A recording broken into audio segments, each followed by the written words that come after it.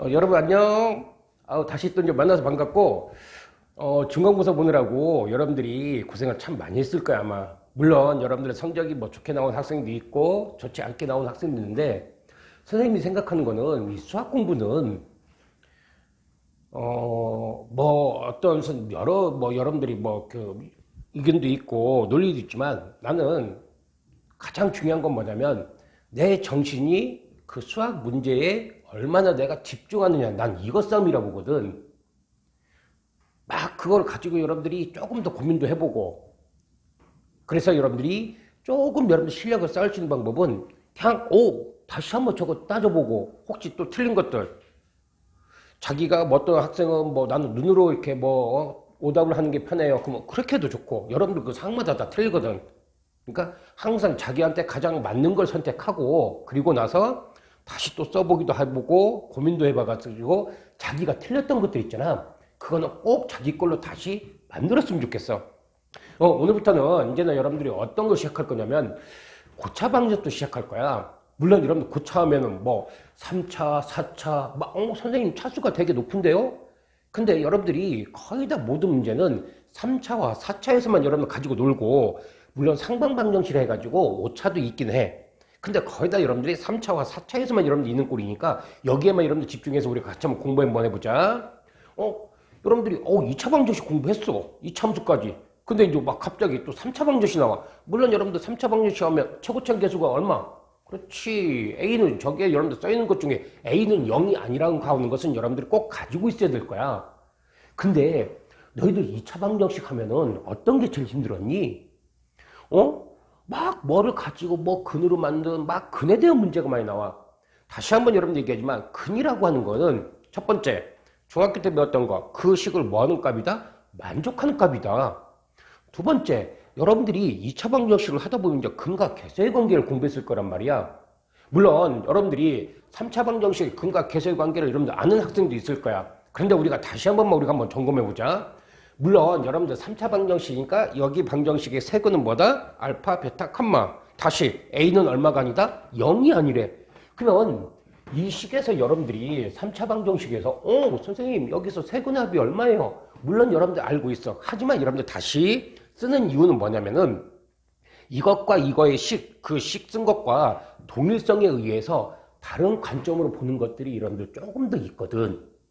결국 무슨 말이냐? 선생님, 저 식의 근이 알파면은 x에다 뭐 집으면 0이 돼야 돼? 알파 집으면 0이 돼야 돼? 그럼 무슨 식을 여러분들이 가져야 될까? 그렇지. x 빼기 알파라는 인수를 갖고, 다시 x 빼기 베타라는 인수를 갖고, x 빼기 감마라는 인수를 가져가지고, 이 식과 이 식이 같아가지고, 여러분들이 쌤 놓고 나서 어떻게 해주니? 저거 밑에 거를 여러분들이 전개해서, 위에 거랑 근과 계수의 관계를 가지고 문제를 풀어.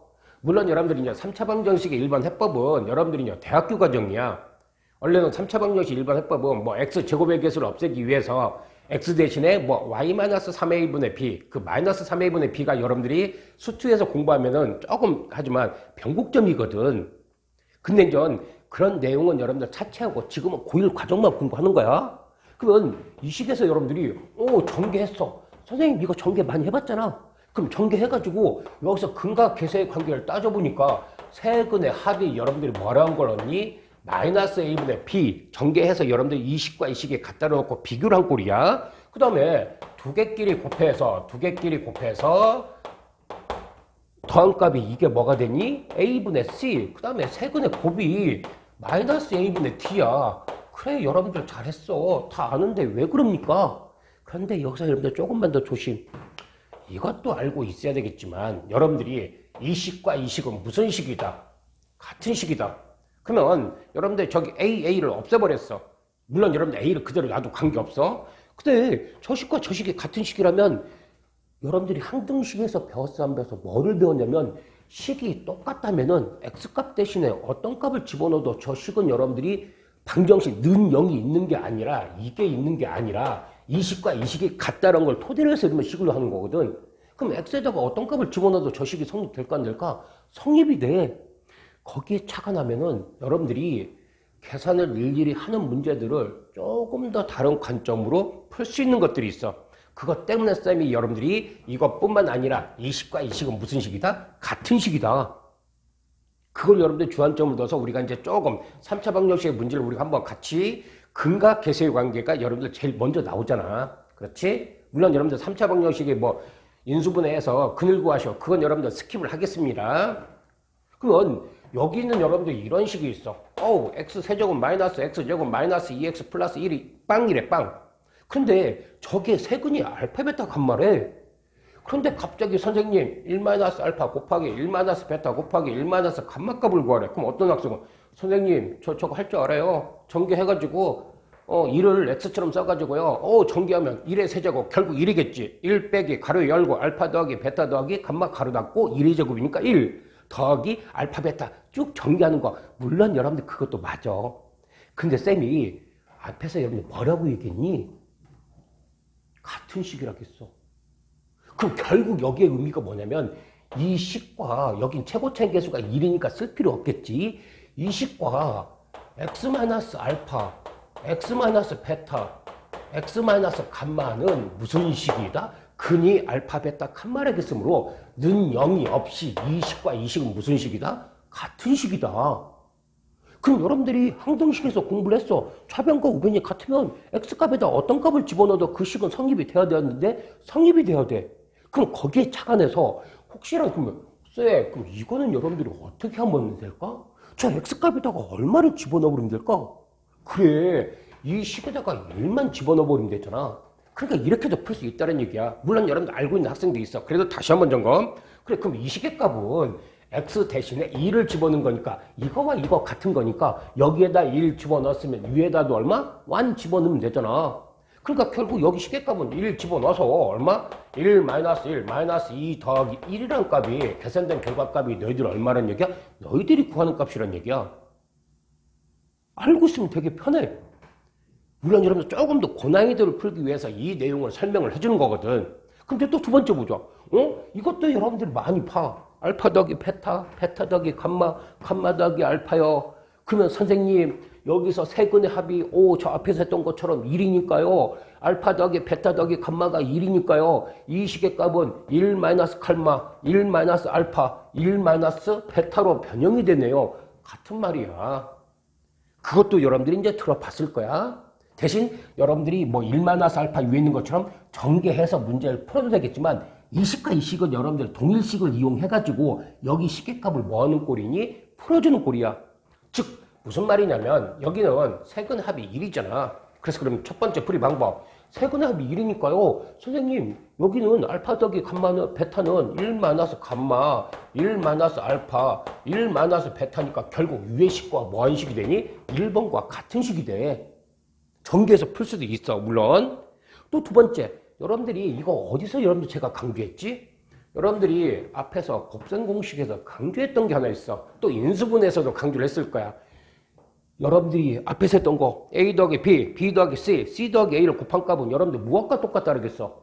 A 더하기 B 더하기 C에 A, B 더하기 B, C 더하기 C, A를 곱한 값에서 뭐를 뺀 값? A, B, C를 뺀 값과 같다 그러겠어. 그러니까 결국 이거는 두 번째로는 이 식의 값은 여러분들이 어떤 거와 똑같니? 알파 더하기 베타 더하기 감마에 알파 베타 더하기 베타 감마 더하기 감마 알파 마이너스 얼마? 알파 베타 감마라는 식과 뭐한 식이 된다? 같은 식이 되니까 저거 가지고도 전개 안 하고 문제 뭐 할 수 있다? 풀어낼 수 있다. 그러니까 여러분들 다양성이란 얘기야. 그러니까 이렇게도 할 수 있고 저렇게도 할 수 있고 물론 여러분들이 전개해서 계산할 수도 있어. 그럼 뭐라고 안 해. 근데 이런 방법도 있다는 걸 뭐 해주자? 같이 알아두자는 얘기야. 응? 아니 뭐 별거 아닌데요. 뭐 문제 그렇게 어렵지가 않는데요. 맞아. 어려운 거 아니야. 같이 즐기면 돼. 그러면 여기서 여러분들이 이제 제가 강조하고 싶은 거. 만약에 여러분들 3번과 같은 문제가 나왔어. 알파 더하기 1분의 1 더하기 베타 더하기 1분의 1 더하기 감마 더하기 1분의 1. 그러면 선생님 딱 여러분 벌써 제 1타로 떠오르는 게 있을까? 선생님 통분해서요. 전개해가지고 정리해주면 돼요. 그럼 통분해서 전개해서 정리하면은 분모가 얼마로 바뀌니? 알파 베타 감마. 물론 2를 기준한다면 1 더하기 알파 더하기 베타 더하기 감마 더하기 알파 베타 더하기 베타 감마 더하기 감마 알파 더하기 알파 더하기 베타 더하기 감마야. 분자값은 여러분들 뭘로 변하거든? 알파 베타 더하기 베타 감마 더하기 뭐 감마 알파 더하기 2 가로 열고 알파 더하기 베타 더하기 감마 가로 닫고 더하기 3. 그러니까 그러니까 직접 여러분들 해보는 거씩 안 쓰고. 그런데 이런 문제가 여러분들이 그 방법도 있지만 방금 전에 여러분들이 제가 뭐라고 얘기했어? 약간은 이런 방법도 있다는 걸 여러분들이 한 번 더 여러분들이 체크해서 알아뒀으면 좋겠다는 얘기야. 무슨 말이냐? 조금 여러분들 중요한 내용이거든. 이 식의 근이 알파, 베타, 감마라고 하는 것은 절대로 이 알파 값과 베타 값과 감마 값은 고정되어 있는 뭐니? 숫자야. 저 근이 여러분들 3개가 있을 테니까. 그럼 고정되어 있는 숫자인데 여기서 여러분들이 저 식과 이 식은 무슨 식이라겠어? 항등식이라겠어. 그럼 항등식이라겠으면은 내가 이 문제를 통분을 안 하고도, 방금 여러분 통분하는 방법은 여러분들께 스킵을 하겠습니다. 통분을 안 하고도 풀 수 있는 방법은 선생님 이거 되게 어려운데요? 여기는 주안점이 뭐야? 포커스가 이 식과 이 식이 같으니까 x 값은 지 마음대로 집어넣어도 돼. 왜? 저기다가 밑에다가 똑같은 값을 집어넣으면 되거든. 대신 알파, 베타, 감마는 변하는 값이 아니야. 그럼 여기는 여러분들이 초점이 뭐니? 알파, 베타, 감마가 초점이거든. 그러면 만약에 여러분들이 x의 값이 알파 플러스 1 플러스 1이라는 이런 값이 만약에 왜? x 값이 내가 값 찾고 싶거든. 근을. 그러면 알파 플러스 1분의 1이라는 값을 근으로 만들고 싶어. 그럼 여러분들 저기서 어떤 작업을 한번 해주면 될까? 조금만 더 생각을 하는 거야. 물론 여러분들 이렇게 써줄게. x세제곱 마이너스 x제곱 마이너스 2x 플러스 1이 x 빼기 알파에 x 빼기 베타에 x 빼기 감마라는 식과 같아요. 최고점 계수 일일이 똑같으니까. 저기서 대체 x의 값이 알파 플러스 1분의 2를 갖게끔 하려면 어떻게 해주면 됩니까? 조금만 더 힌트를 보자. 여기서 포커스가 뭐니? 알파가 포커스야. 그러면 실제로 x의 값이 이 값이 근이 나오려면은 여러분들이 분모에 알파가 있으니까 짜증나잖아. 그럼 결국 이 식의 값은 여러분들 무엇과 똑같으냐면 x분의 1 빼기 1이 뭐가 되는? 알파라는 것과 무슨 식이 되니? 같은 식이 돼.